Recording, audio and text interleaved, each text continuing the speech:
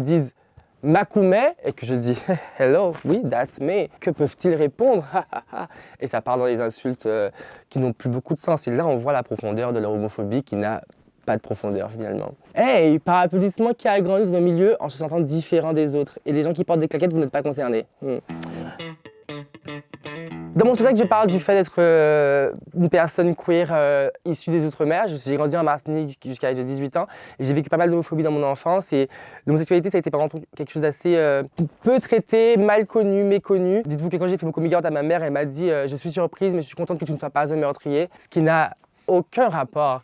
Mais j'ai grandi dans ce milieu-là avec, voilà. Donc j'ai dû un peu traverser ce 18 ans de ma vie dans ce flou et dans cette peur même d'être moi-même jusqu'à arriver à Paris avant de découvrir le Saint Graal, le racisme. Parce qu'en Martinique, tu te sentais seule? Pendant longtemps, je me sentis seule dans mon homosexualité. Non pas que je pensais être le seul, mais j'étais seule avec mes idées, avec mon identité. Je savais qu'il y avait d'autres personnes qui existaient comme moi parce que j'ai grandi dans la génération un peu Facebook, où en fait j'ai commencé à avoir autour de moi des amis qui étaient aussi queer, mais qui habitaient soit hors la Martinique, soit très loin de chez moi. Et c'est vrai que dans mon entourage proche, j'avais personne à qui me référer pour pouvoir en parler et pour pouvoir justement, en tout cas, me construire en tant que personne, en tant que personne queer, mais surtout en tant que personne, en tant que human being et en tant que personne qui a appris à parler anglais pour pouvoir se donner un peu de crédit. Voilà. Qu'est-ce qu'on te disait par exemple quand tu étais petit? Quand j'étais petit, on m'insultait de Makoumet. Makoumet qui est d'ailleurs le titre du spectacle, Makoumet Superstar, parce que ça signifie plein de choses, mais c'est le plus communément utilisé pour dire PD. Donc c'était mon insulte un peu favorite, my number one, dans mon top 1 des insultes. Et étant donné que j'ai grandi dans la commune du Makouba, j'ai longtemps pensé que c'était lié au fait que j'étais du Makouba. Donc j'étais un Makoumet, ce qui n'a, je vous assure, aucun rapport. Le Makouba, c'est une commune du nord de la Martinique. Et voilà, c'est une très belle commune où il n'y a pas beaucoup de Makoumet, mais je serais ravi de savoir que je dis ça sur scène.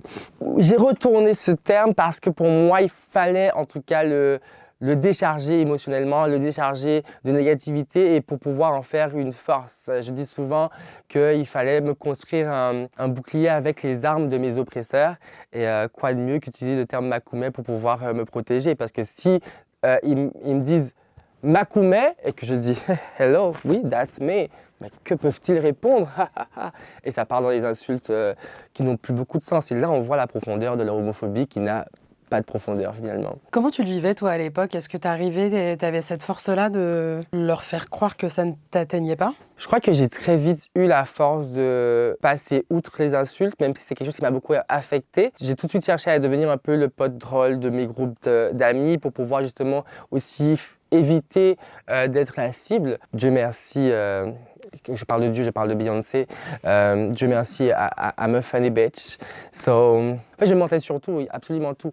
Dites-vous que je mentais sur ma couleur préférée, mes musiques préférées, parce qu'il fallait trouver des façons de ne pas semer d'indices. C'était quoi ta couleur préférée? C'était quoi la couleur préférée que tu disais? Je disais noir, alors que j'en ai pas. Alors que j'en ai pas. Mais dire que j'en ai pas, ça fait trop, tu sais, de pas savoir. C'est très homosexuel selon les masculins. Donc, moi, je voulais justement prouver que j'aimais le noir, une couleur sombre, une couleur forte, une couleur dure, le rock. L'homophobie en Martinique s'explique par plusieurs facteurs. Le premier étant la colonisation, parce que si on remonte beaucoup plus haut, je parle de la Bible aussi dans mon spectacle, parce que du coup, la Bible a été ramenée durant l'esclavage pour pouvoir asservir les Noirs. Il y avait plein de choses qui faisaient penser que l'homosexualité, c'était pas bon et c'était pas autorisé. Il y a aussi la proximité qui fait que cette homophobie-là est un peu plus intense, mais je pense que c'est la même proximité qu'on peut retrouver si on part en région, hors de Paris. En fait, parfois, quand on vit à Paris, on a tendance à penser que c'est ça la réalité, mais Paris n'est qu'une grande utopie en fait de la vie, parce qu'il y a plein de gens différents, il y a plein de choses qui se croisent, mais Paris, c'est pas la vie. Quand on part en région, on comprend vraiment ce que c'est que la vie, ce que c'est que la France, parce que du coup, moi, ce que j'ai vécu en Martinique, si on part dans une région du Sud, une petite région du Sud, au même nombre d'habitants que ma commune du Makouba, on va retrouver les mêmes dynamiques d'oppression. Comment va ta relation avec ta mère aujourd'hui, si c'est quelque chose dont tu parles? Ma mère, c'est un bon exemple du fait que pour moi, être homophobe, il n'y a pas de être homophobe, être raciste. Pour moi, c'est pas une ligne d'arrivée, être un oppresseur.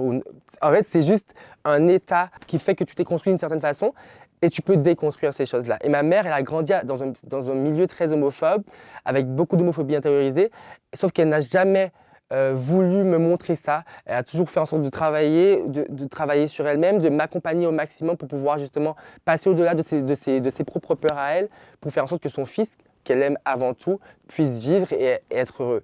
Et ton rapport à la Martinique?